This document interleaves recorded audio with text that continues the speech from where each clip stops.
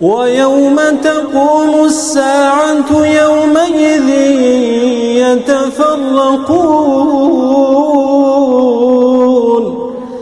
فأما الذين آمنوا وعملوا الصالحات فهم في روضة يحبرون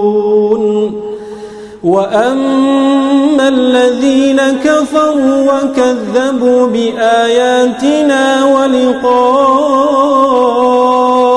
الآخرة فأولئك في العذاب محضرون